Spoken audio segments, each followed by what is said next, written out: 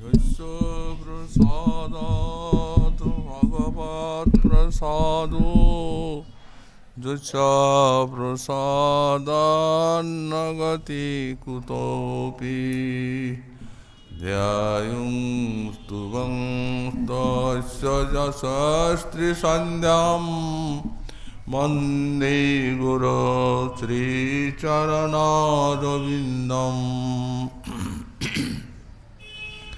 आजानुलम्बितभुजौ कनकावदातौ सङ्कीर्तनैकपितरौ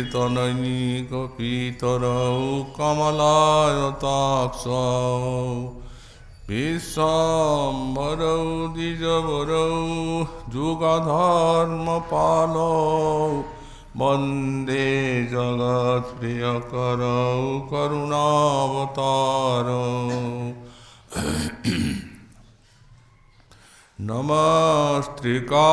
नमस्त्रिकालसत्याय जगन्नाथसुताय च सवृत्ताय सपुत्राय सकलत्राय ते नमः बर्हापीडाभिरामं मृगमदतिलकं कुण्डलाक्रान्तगण्डाम् पञ्जाक्षं कम्बुकण्ठं स्मितसुभगमुखं स्वाधुरेन्नष्टवीनुं श्यामं शान्तं त्रिभङ्गं रविकरवसनं भूषितं विजयन्त्या वन्दे वृन्दावनस्थं युवतिशतवृतं ब्रह्मगोपालवेशम्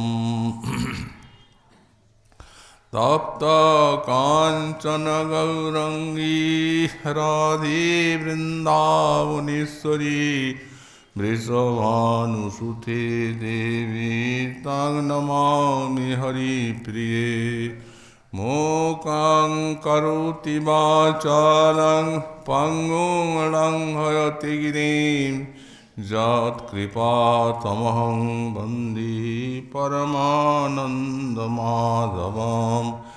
वाञ्छाकल्पतरुभ्यश्च कृपासिन्धुभ्य एव च पतितानां पावनेभ्यो वैष्णवेभ्यो नमो नमः हरिभक्तिपराजित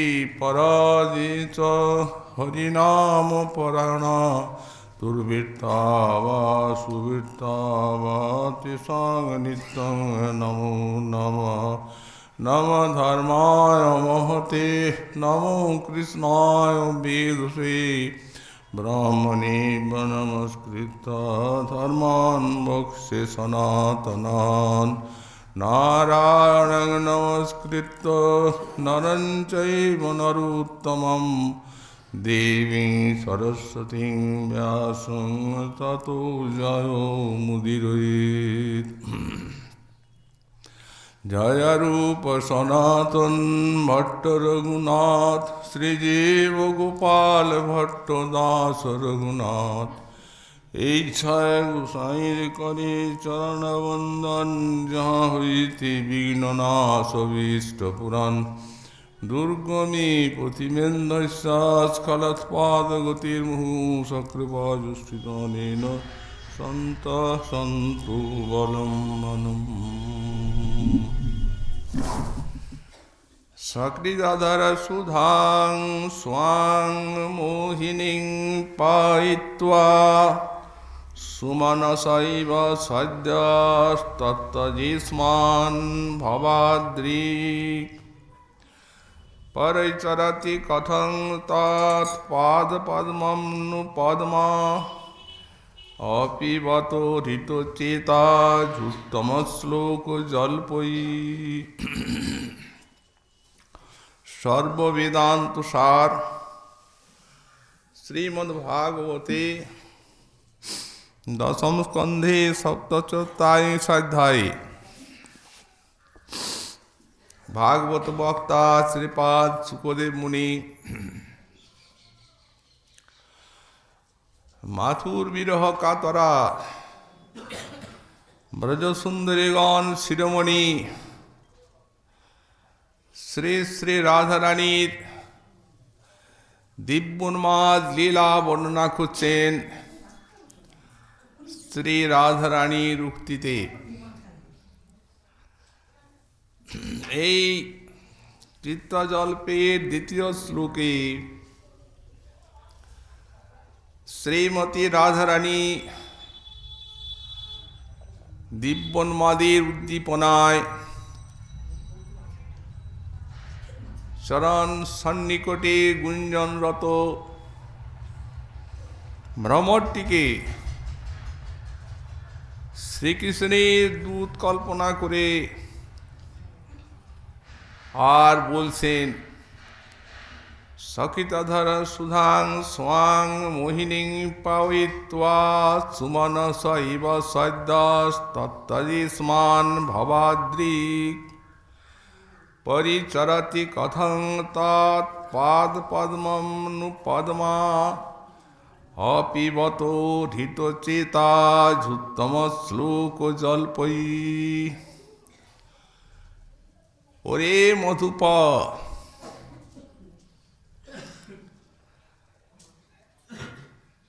তুই গুঞ্জন করে কি বলছিস? তোর বন্ধুকে এই সট এবং কপট বলে তার দোষোদ্গার করছি কেন আমি? শোন বলি এই কথার উত্তর। ওরে, এসব খুব গোপন কথা, কারো কাছে বলার নয়। কিন্তু তুই তো তার বন্ধু এবং মান প্রসাদনের জন্য দূত রূপে এসেছিস, তাই তোকে বলতে কোনো আপত্তি নেই। ওরে শোন, এ অন্যের কথা আমরা বলবো না, কেবল আমাদেরই বেদ্য একটি তার গুরুতর দোষের কথা তোকে বলি। দে করে সকিতধর সুধাং স্বাং মোহিনীং পাবিত্বা, তার সেই মোহিনী অসাধারণ অধর সুধা সে একবার আমাদের পান করিয়েছিল এবং সঙ্গে সঙ্গে আমাদের ছেড়ে চলে গেছে।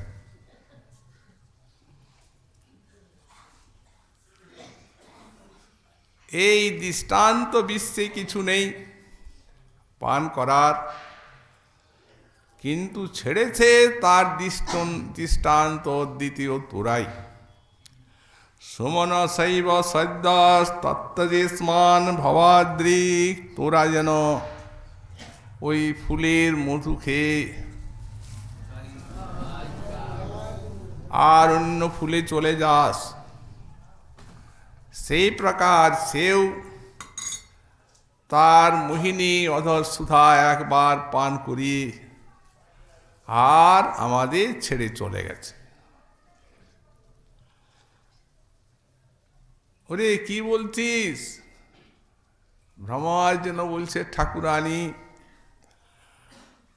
আপনি আমার বন্ধুর এত দোষোদ্গার করছেন, কিন্তু বৈকুণ্ঠেশ্বরী কমলা তার পাদ পদ্ম সেবা করছেন বলে জানা যায়, শাস্ত্রেও বর্ণনা আছে। তো বৈকুণ্ঠেশ্বরী যার পাদ কমল অর্চনা করছেন, পাচ্ছেন না, অর্চনা করতে চান, তপস্যা করছেন, ঠাকুরানী আপনি মানবী হয়ে গোপী হয়ে আর তাকে শট কপট বলে গাল দিচ্ছেন, এটি কি যুক্তিসঙ্গত? ওরে এই কথার উত্তর বলি। পদ্মা কমলালয়া, কমল বনে তার বাস। সেই কমলালয়া হয়ে বৈকুণ্ঠেশ্বরী উনি যে কেন তোর বন্ধুর দুটি চরণ কমল আকাঙ্ক্ষা করেন, এ আমাদের বুদ্ধির অগোচর। একটু থেমে বলছেন, আমার মনে হয় যে তার কতকগুলি এই উত্তম শ্লোকের মতো জল্পনা আছে। তার স্তাবক যারা তোষামোদে লোক, তারা তাকে নারায়ণ বলে আর বর্ণনা করে থাকে। তো সেই অপিপাত হিত চেতাজ উত্তম শ্লোক জল্পই সেইগুলি শুনেছে পদ্মা,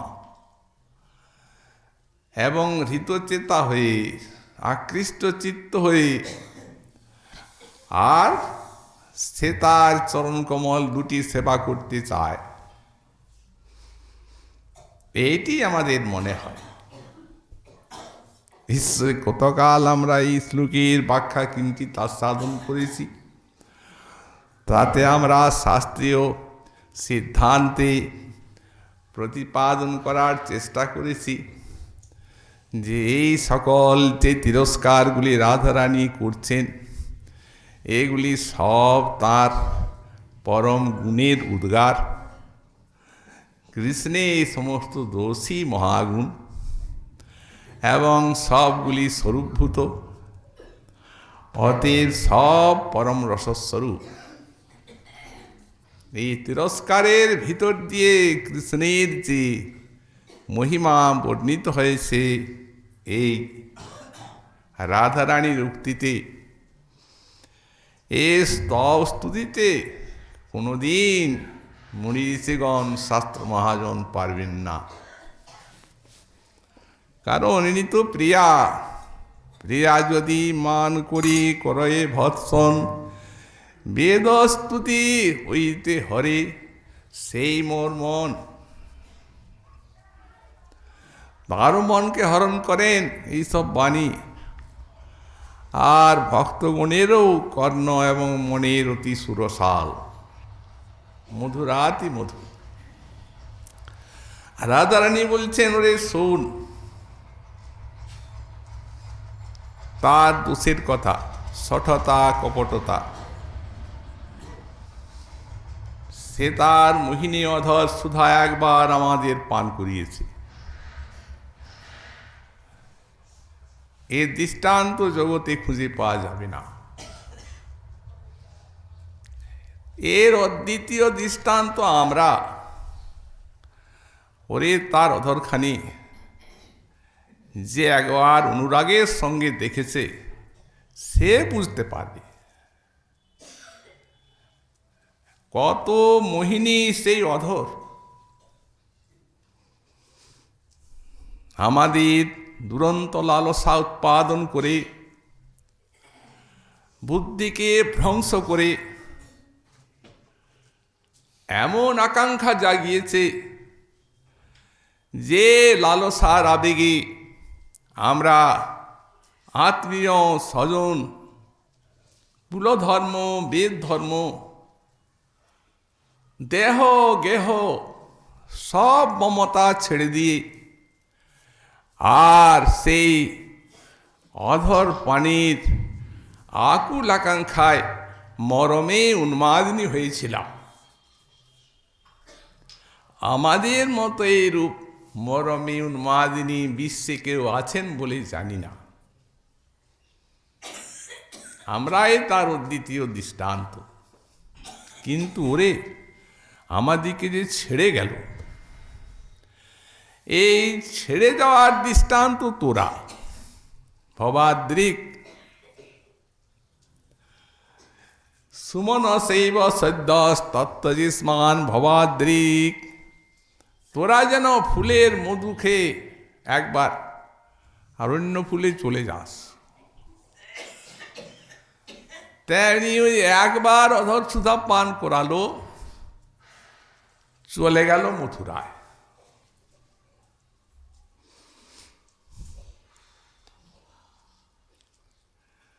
ওরে তোদের সঙ্গেও দৃষ্টান্ত যেটা, সেটা কি সর্বাংশে ঠিক হবে? আমার মনে হয় হবে না।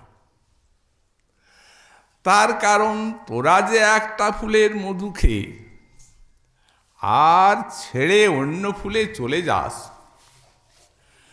সেটাতে তো তোদের দোষ নেই। কারণ তোরা তো ফুলে ফুলে অল্প অল্প মধু নিয়ে আর উদরপূর্তি করিস, এটা তোদের করতেই হবে। আর এটা দোষণীয় নয়, এটা সাধুবৃত্তি। কারণ সাধু মহাত্মাগণ তারাও গৃহস্থের গৃহে গৃহে অল্প অল্প নিয়ে আজ জীবিকা অর্জন করেন। মাধুকরী বৃত্তি বলা হয় এই জন্য তাদের বৃত্তিকে। সুতরাং তোদের পক্ষে দোষণীয় না, কিন্তু ওর পক্ষে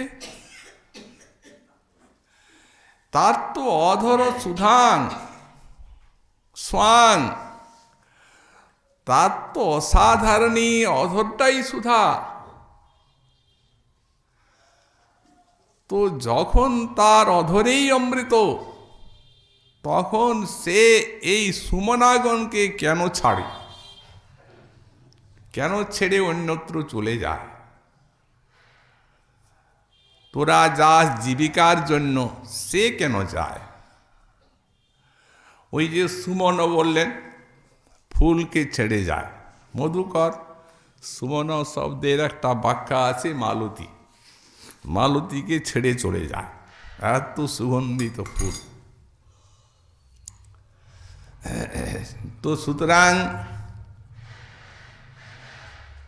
ঠিক তোদের মতো ত্যাগটা, ছেড়ে যাওয়াটা, তোরা যেন মালতীর গন্ধে আকৃষ্ট হয়ে দূরের থেকে আসিস মালতীর কাছে, গুনগুন গুনগুন গুনগুন করে গান গেয়ে চারদিকে ঘুরতে থাকিস।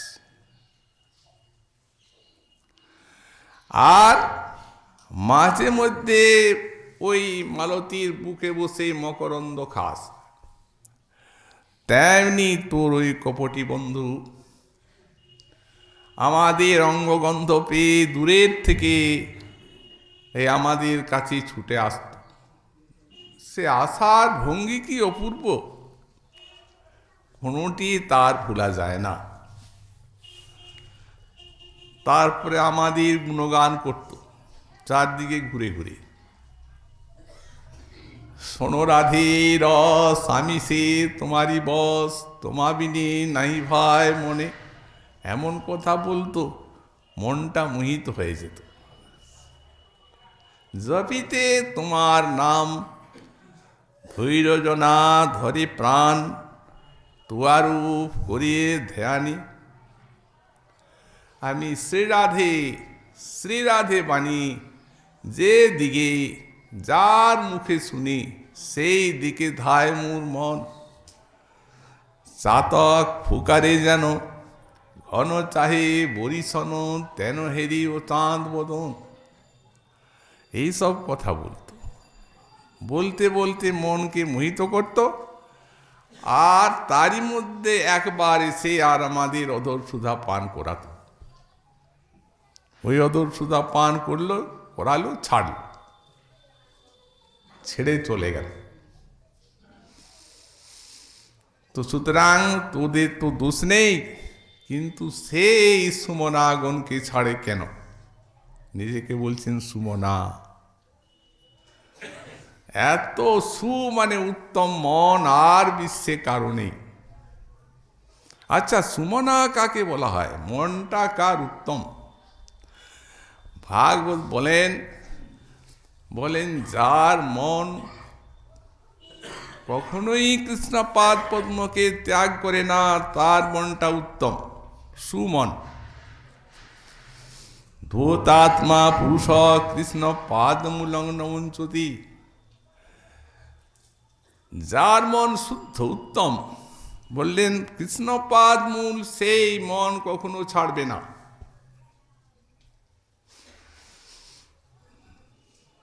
তাদের উক্তি হচ্ছে কিরূপ?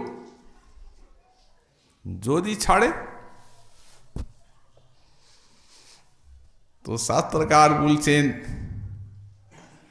মুহূর্তকাল যদি কৃষ্ণের বিস্তৃতি আসে, একস্মিন্নপি মুহূর্তে, একটা মুহূর্ত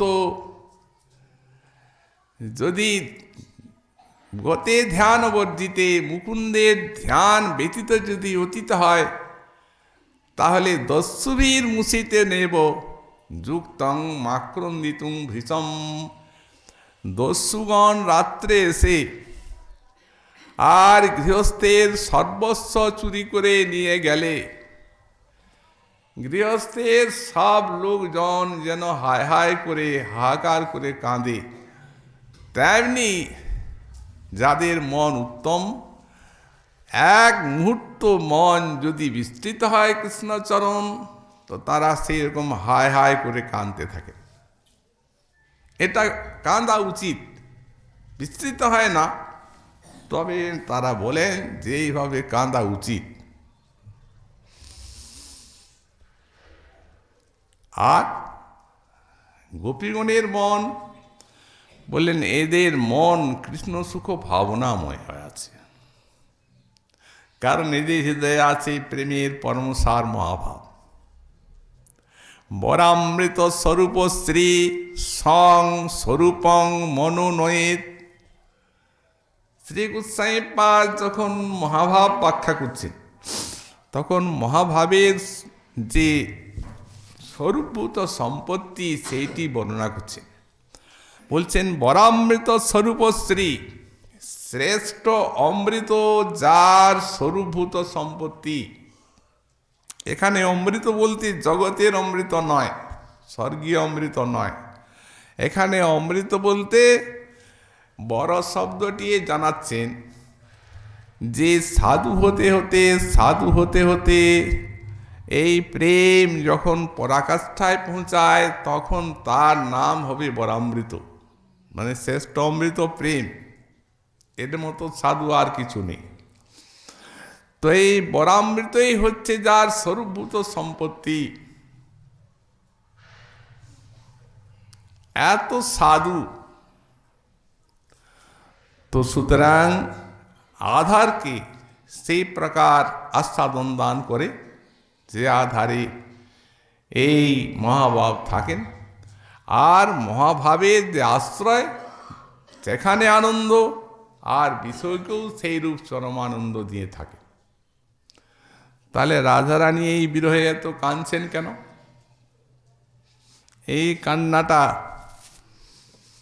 একটা মহাপ্রেমানন্দ রস দিয়ে গড়া, এই জন্য একে বিপ্রলম্ব রস বলা হয়েছে। যার ভিতরেই কান্না, এর আস্বাদন তিনি বুঝতে পারেন। মহাজনগণ সম্ভোগানন্দের থেকেও এই বিরহানন্দের উৎকর্ষ বর্ণনা করেছেন। তো সুতরাং এই মহাভাব সং স্বরূপং মনোনয়েত, মনকে নিজের স্বরূপ প্রাপ্ত করায়, অর্থাৎ মহাভাবময় হয়ে যায় মন। এইখানে ব্যাখ্যাকার লিখেছেন যে এই যে তাদাত্ম্যটা, মন মহাভাবময় হয়ে গেল কি রূপে? বলছেন এরা কৃষ্ণকে ভালোবেসেছেন ওই ছেলেবেলার থেকেই।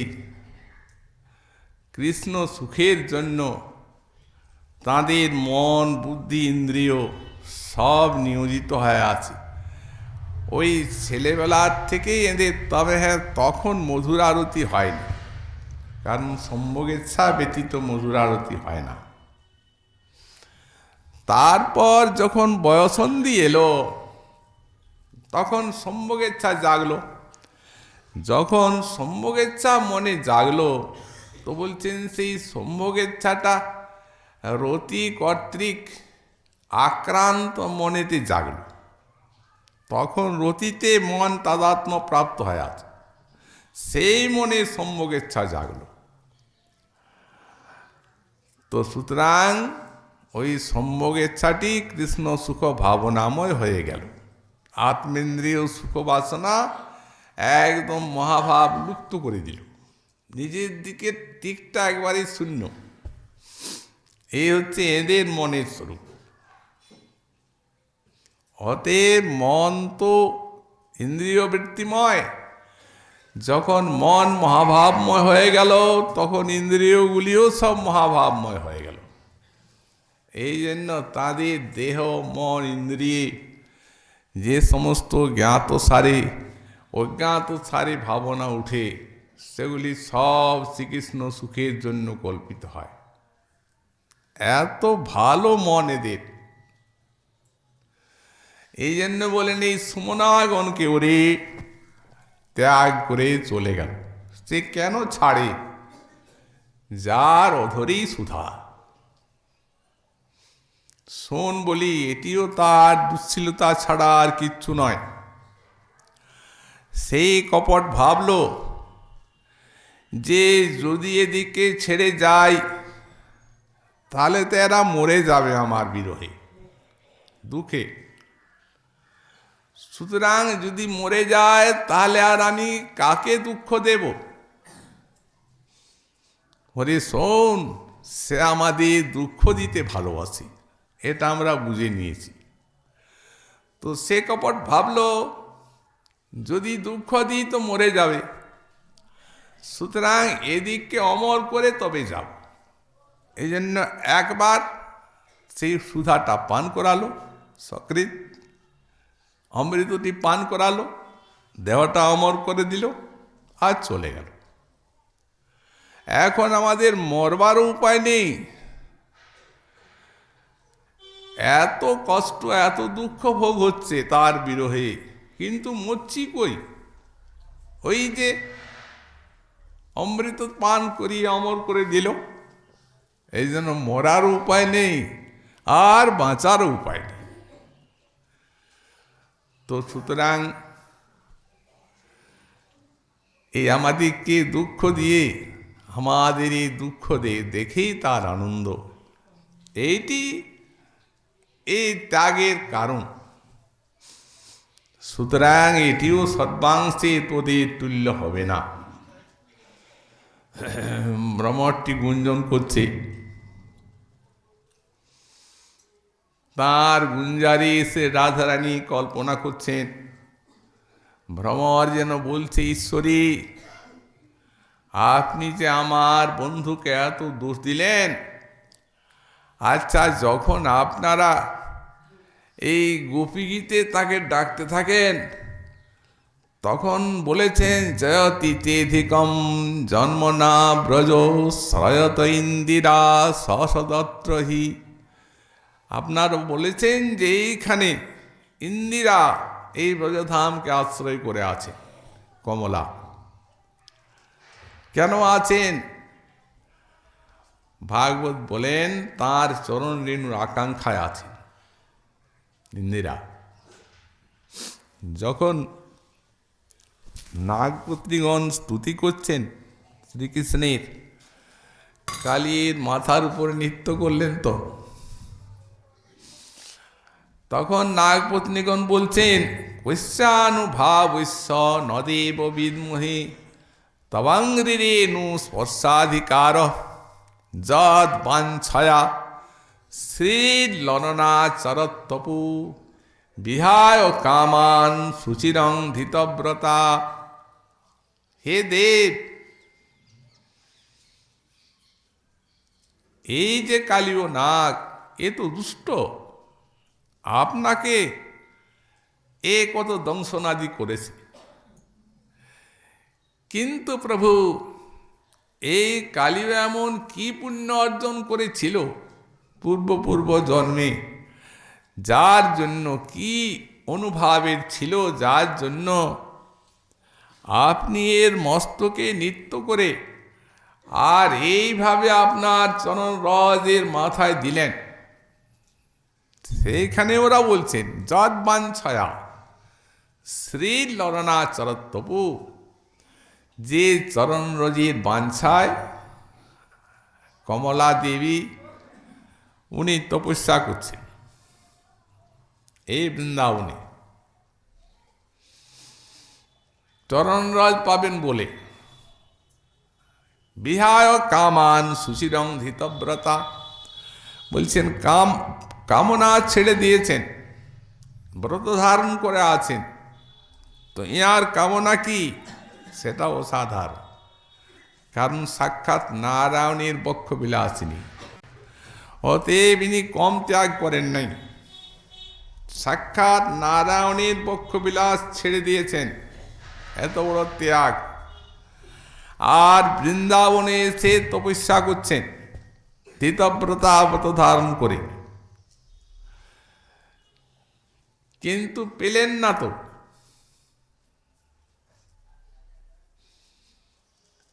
এই গোপী ছাড়া অন্য স্ত্রী কৃষ্ণ না করেন অঙ্গীকার। মহাভাব হওয়া চাই।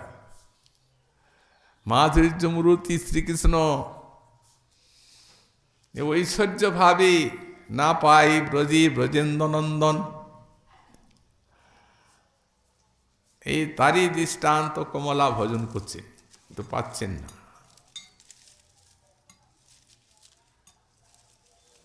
এই জন্যই কিন্তু যাচ্ছেনও না। এসেছেন এখানে গোবিন্দ চরণ রেণু পাওয়ার জন্য, পেলেন না, পাবেন না। কিন্তু বৃন্দাবনকে আশ্রয় করে ওই তপস্যাই করছে। সুতরাং এই মাধুর্যটি আস্বাদন করার আকাঙ্ক্ষায় যে কমলা এসেছেন, এটা তা প্রমাণিত হয়ে গেল। আসলে গোবিন্দ মাধুরী আস্বাদনের জন্য এসেছেন কমলা, সেই আকর্ষণে। এই জন্যই তো গেলেন না। যদি চরণ রেণু লাভের জন্যই আসতেন, পেলেন না যখন, তখন তো চলে যেতেন। কারণ নিজের ভোগটা তো আছেই, নারায়ণের বক্ষবিলাস। কিন্তু যাচ্ছেন না যে, উনি চিন্তা করে নিয়েছেন যে যে মাধুর্যের রাজ্যে এসে আছি, মনে মনে গোবিন্দচরণ চিন্তা করব, তাকে ভাবনা করব,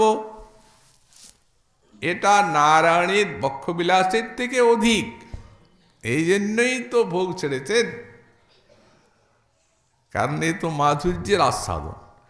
গোবিন্দ মাধুরী আটকে রেখেছে কমলার মনটিকে। এই জন্যই তো মহাপ্রভু সনাতন গোস্বামী পাদকে বললেন, কৃষ্ণের মধুর রূপ শুনো সনাতন, যে রূপের এক কোণ ডুবায় সর্বভুবন, সর্ব প্রাণী করে আকর্ষণ, সব প্রাণীকে আকর্ষণ করে। এই মাধুর্য কোথাও নাই। বললেন যেহ সর্ব অবতারী পরব্রহ্মে অধিকারী, এ মাধুর্য নাহি নারায়ণী। তার সাক্ষী সেই রমা, এই রমাই সাক্ষী, বড় সাক্ষী। কারণ সাক্ষী দেওয়া হয় কাকে? যে মধ্যস্থ ব্যক্তি, যার পক্ষপাত দুষ্টতা নাই, সেই যথার্থ সাক্ষী, সত্য কথাটা বলবে। কিন্তু ইনি নারায়ণের বক্ষবিলাসিনী, বৈকুণ্ঠেশ্বরী, ইনি তো নারায়ণেরই পক্ষপাতিনী হবেন। বললেন এই জন্য আমরা দৃষ্টান্ত দিলাম সাক্ষী তাকে, যে যদি নারায়ণের বক্ষবিলাসিনী হয়ে আর ইনি কৃষ্ণ মাধুর্যের দিকে সাক্ষ্য দান করেন, তাহলে আর ওই রকম সাক্ষী আর মিলবে না।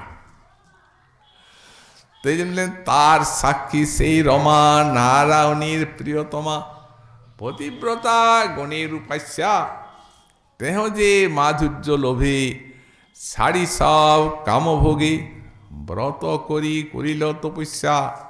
তপস্যা করছেন, পাচ্ছেন না, যাচ্ছেন না, এইখানেই বসে আছে। তো সুতরাং এই কৃষ্ণ মাধুর্যের আকর্ষণেই তিনি আকর্ষিত হয়ে বসে আছেন, তপস্যা করছেন।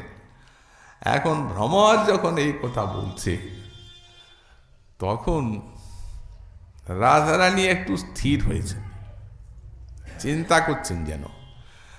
পরিচরাতি কথাং তৎ পাদ পদ্মমনু পদ্মান। ব্রহ্ম যখন এই কথা বলল, কেন তার চরণ পরিচর্যা করতে চান বৈকুণ্ঠেশ্বরী, তখন উনি বলছেন অপিবত। এই অপি শব্দটা সম্ভাবনায়। উনি একটু চিন্তা করলেন, চিন্তা করে বলছেন, ওরে এই পদ্মা কমলালয়া, কমল বনে তার বাস। সুতরাং কমল বনকে ছেড়ে দিয়ে আর এই যে কৃষ্ণের চরণ কমলকে সে কেন ধ্যান করে, এ আমাদের বুদ্ধির গোচর। তবে হ্যাঁ, সম্ভাবনা করি এইটাই হবে। কি সম্ভাবনা করছেন? বলছেন অপিবত হৃত চেতা উত্তম শ্লোক জল্পই। এর কতগুলি জল্পনা আছে। এই যে তোর বন্ধু উত্তম শ্লোকের মতো কতগুলি জল্পনা।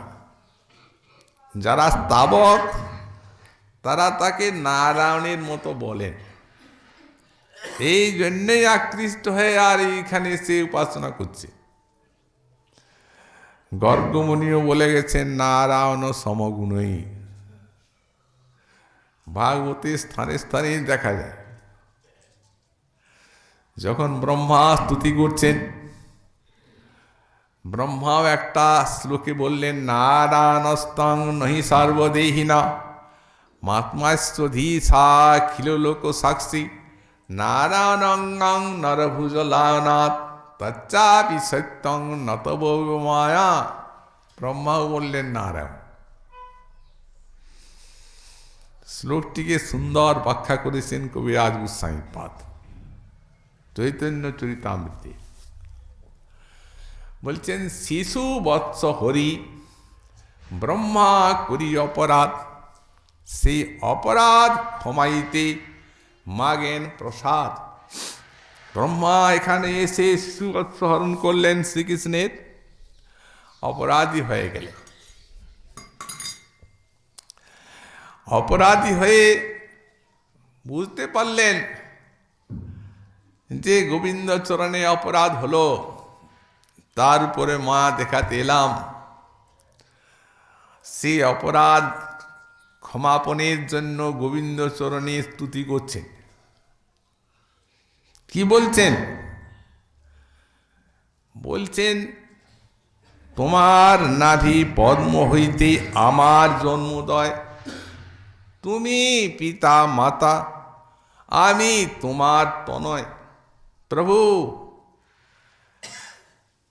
এই যারা জন্মগ্রহণ করে তাদের একজন পিতা থাকেন, একজন মাতা থাকেন, কিন্তু আমার তো প্রভু মাতা নাই।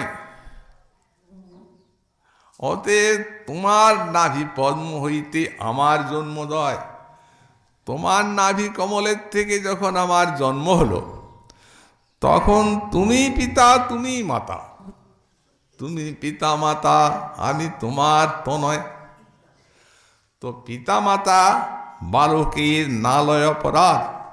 বালক যদি কোনো অপরাধ করে, দোষ করে, তো মা বাবা কি সেই দোষটা নেন? ক্ষমা করে দেন।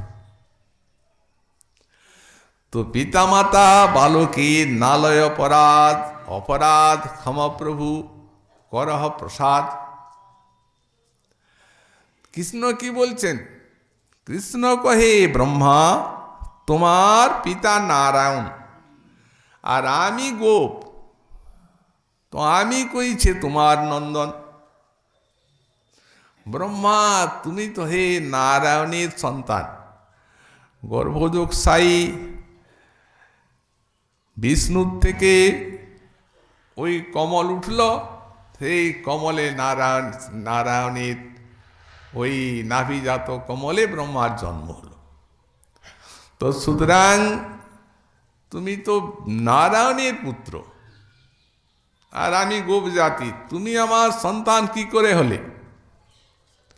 ব্রহ্মা কহে তুমি কি না হো নারায়ণ, তুমি নারায়ণ শুনো তাহার কারণ।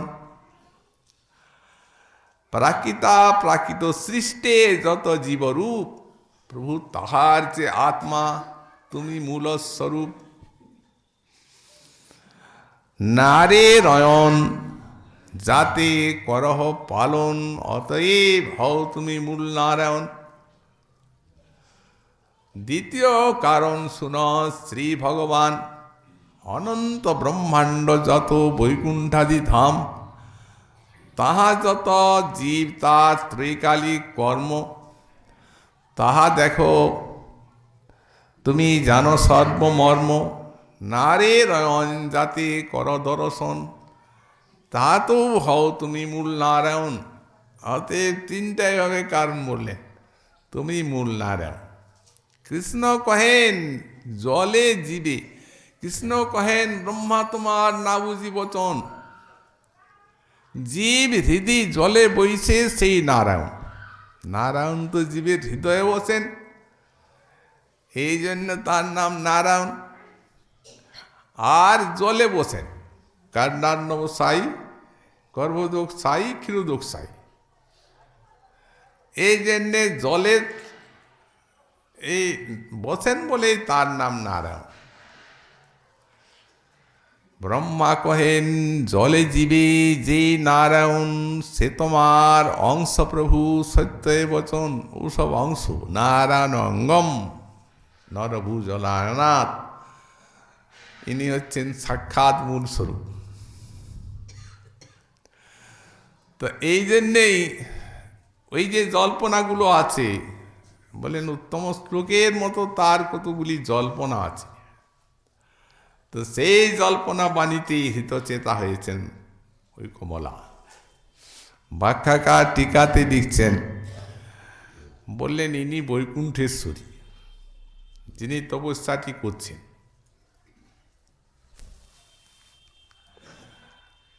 আর যে পদ্মপুরাণের কমলা, বললেন তিনি ইনি নন, বৈকুণ্ঠেশ্বরী তপস্যা করছেন। আর যিনি পদ্মপুরাণের কমলা, বললেন তিনি ওই বুকে স্বর্ণরেখা রূপে আছেন। ওটা দেখা যায় পদ্মপুরাণে। তো পদ্মপুরাণের সে আখ্যায়িকাটি হচ্ছে এই যে এক স্বরূপে ভিন্ন ভিন্ন স্বরূপে ভিন্ন ভিন্ন আছে অভিমান। ব্যাখ্যাকার তাও খুলে লিখেছেন, বললেন যেমন মনে করুন যে শক্তি কমলা নারায়ণের শ্রী ভগবানের সবই অভিন্ন, ভেদ কিছু নাই, কিন্তু তথাপি অভিমান ভেদ আছে। যেমন বললেন, যেমন মনে করুন সীতার বিরহে রামচন্দ্র রোদন করলেন, অন্বেষণ করে বেড়ালেন, কিন্তু বৈকুণ্ঠে নিত্য মিলন আছে, সেই মিলনটায় তো এই যে বিরহটা এটা গেল না, কারণ এই স্বরূপটার অভিমান ভেদ। বললেন তেমনি এক হলেও অভিমান ভেদ আছে। আর তার যদি না হয় এইখানে অপরাধেরও আশঙ্কা আছে। এখন কলিকালে জীব মনে করুন কৃষ্ণের উপাসনা করছে স্বয়ং ভগবানের মঞ্জরি স্বরূপে, রাজা রানীর মতো মহাজন বললেন আস্বাদন জীবে পাচ্ছে। তো সেই জীব যদি মনে করে যে আমি যে বস্তু পেয়েছি ওই কমলা তো পান নাই, উনি তো তপস্যা করছেন, শাস্ত্রে আছে, তাহলে মহা অপরাধ, আর রক্ষা নেই। কেন? বললেন গোপী রূপে লক্ষ্মী করে কৃষ্ণ সঙ্গাসাদ, গোপী রূপে কৃষ্ণ সঙ্গে আস্বাদ করছেন কমলা দেবী। অতএব ঈশ্বরত্বে ভেদ মানিলে হয় অপরাধ। যেমন ঈশ্বর নারায়ণ কৃষ্ণ একই, তেমনি এই কমলা দেবী গোপী একই, ভিন্ন ভিন্ন ভিন্ন ভিন্ন স্বরূপে ভিন্ন ভিন্ন অভিমান ভেদ। তাই ব্যাখ্যাকার বিষয়টিকে পরিষ্কার করে দিয়েছেন। বললেন এই কমলা কিন্তু বক্ষে আছে পদ্মপুরাণের, উনি তপস্যা করলেন এই বৃন্দাবনেই, তপস্যা করে কৃষ্ণ দর্শন দিলেন, কি চাও? তখন কমলা দেবী বলছেন তোমার এই গোপিকা গণের সঙ্গে যে বিহার, আমি সেই রকম তোমার সঙ্গে বিহার করতে চাই। ভগবান হাস্য করলেন, গোবিন্দ এটা সর্বথা অসম্ভব। তার কারণ তুমি ঐশ্বর্য জ্ঞান ছাড়তে পারবে না, এবং মাধুরী জ্ঞান তোমার পক্ষে সম্ভবপর নয়। আর গোপী ছাড়া অন্য স্ত্রী এখানে অঙ্গীকার হয় না এই স্বরূপে। তো সুতরাং এই স্বরূপে তোমার ওদের সঙ্গে মিলনের মতো মিলন সম্ভবপর নয়। তখন উনি কিছুটা বিমনা হয়ে গেলেন।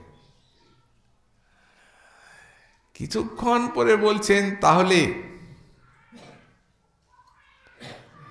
যে কোনো রূপে আমি তোমার অঙ্গে একটু আশ্রয় চাই।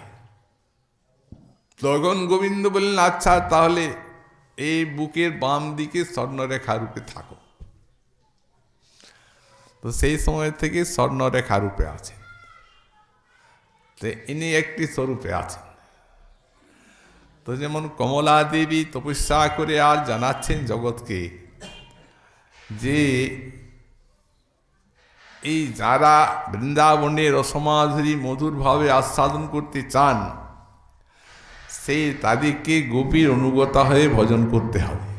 গোপীর অনুগতি বিনা ঐশ্বর্য জ্ঞানে ভজিলেহ নাহি পায় ব্রজেন্দ্র নন্দনে, তাহাতে দৃষ্টান্ত লক্ষ্মী করিল ভজন, তথাপি না পাইল ব্রজে ব্রজেন্দ্র নন্দন। উনি পাচ্ছেন না তার দৃষ্টান্ত, অথচ মুনিগণ এই গোপীগণ আনুগত্য নিয়ে ভজন করলেন, পেয়ে গেলেন। স্বর্ণকারণ্যবাসী দিচি,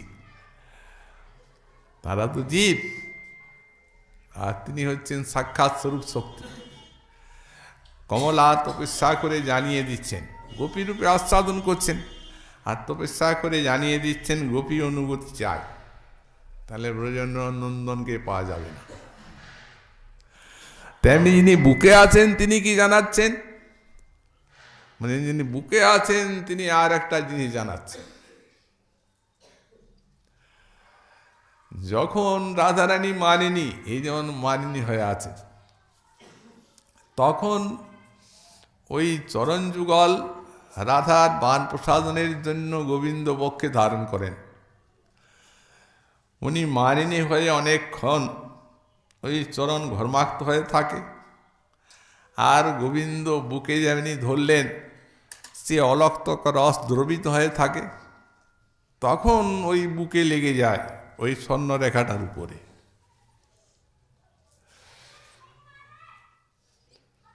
যাবক তখন বলে, রাধারানী চরণে যাবক, যে দেখো তুমি তো কমলা সাক্ষাৎ, তুমি এইখানে বক্ষে বসে আছো, কিন্তু তোমার কোনো আস্বাদন নাই। এই স্বরূপে তো আর সেই আস্বাদন নাই গোপীর মতো, ওটা তো পেলেন না।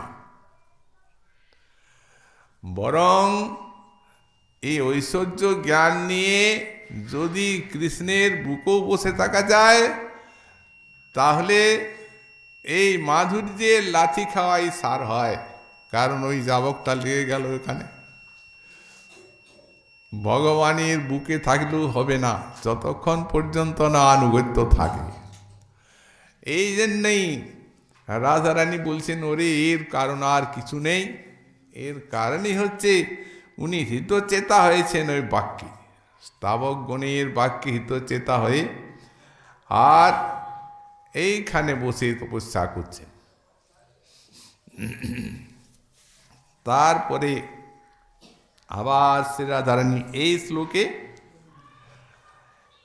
এই চিত্রজল্পের মধ্যে দ্বিতীয় চিত্রজল্প, এটি হচ্ছে পরিজল্প। এর লক্ষণ হচ্ছে প্রভুর নির্দয়তা, সাঠ্য চাপল্যা দুপপাদনাথ, সবিচক্ষণতা ব্যক্তির ভঙ্গিয়া সাত পরিজল্পিতম। শ্রীকৃষ্ণের নির্দয়তা এবং সাঠ্য আর চাপল্য প্রতিপাদন করছেন রাধারানী। তো নির্দয়তার এই সাঠ্য কোথায়? তো বলছেন এখানে প্রথম চরণে সাঠ্যম, দ্বিতীয় চাপলম নির্দয়তা চ। প্রথম চরণে সাঠ্য আছে। এই যে বলেছেন সকিতাধর সুধাং সাং মোহিনী পাওইত্যা, এইখানে সঠতা আছে। একবার অধুসুধা মোহিনী পান করিয়েই ছেড়ে দিলে। সুমন শৈব তেজ সদ্য তত্ত্বজিস্মান ভবাদ্রিক, বলেন এইখানে আছে দ্বিতীয় চরণে চাপুল্য আর নির্দয়তা। ভ্রমরের মতো চপল তখনই ছেড়ে দিয়েছে, আর কঠিন নির্দয় ছেড়ে চলে গেছেন মথুরায়। তারপর সবিচক্ষণতা ভঙ্গি, এখানে ওটা কোথায়? এই যে বলেছেন পদ্মা, তিনি তো সরলা, এই জন্যই এত ভাব জানেন না, এই জন্যই চরণ কমলের উপাসনা করছে। আমরা কিন্তু সেরূপ না, আমরা তার সঠতা এবং কপটতা সব বুঝে নিয়েছি। এই জন্য নিজের বিচক্ষণতাটা এইটা ভঙ্গিতে ব্যক্ত হয়েছে। এই লক্ষণটি হচ্ছে পরিজল্পের। তারপরে তৃতীয় শ্লোকে আবার রাধারানী আমাদের অন্য একটি রসরাজ্যে নিয়ে যাচ্ছেন। তার কৃপা হলে আগামীকাল আবার আমরা তা সাধন করব। আজকে আমাদের ভাগবতী কথার এখানেই বিশ্রাম।